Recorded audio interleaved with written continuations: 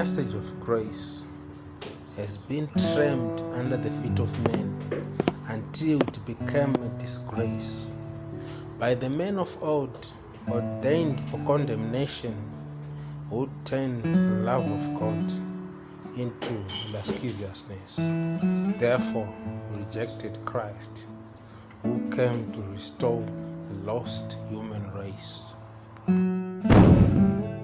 God saw Abraham by his sovereign grace. For Isaac it was justification, but for Jacob it was all by grace. For he didn't do any good works to deserve such favor, but it was God's sovereign grace. Brother, you could have been a gangster, gambling, stealing, and smoking in the street. But grace said, no, he is my son, I won't let him go. That day when you sinned, disbelieved, you should have died. But grace became a shield between your sins and the wrath of God.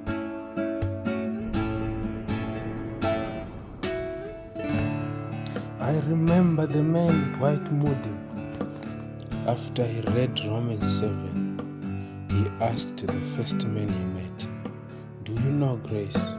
Even so, I ask you today, do you know grace? I don't mean grace as the name of somebody, but God's grace, amazing grace, that marvelous grace. Grace took Jacob from a supplanter to Israel, the prince with God. Grace took Paul from a murderer to become a messenger.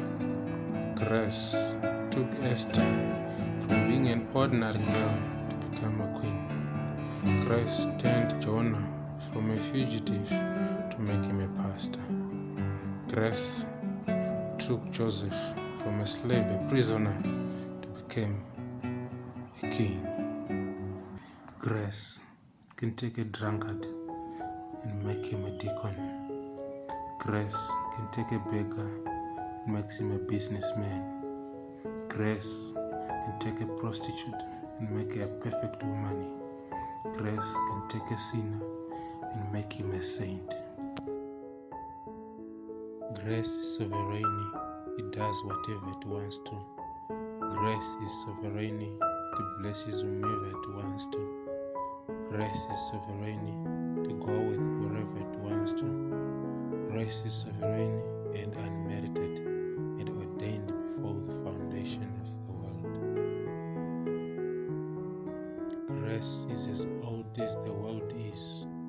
Grace was first shown in the beginning of the human race, when divine love's projected sovereign grace to take over from that moment in time. God bless you.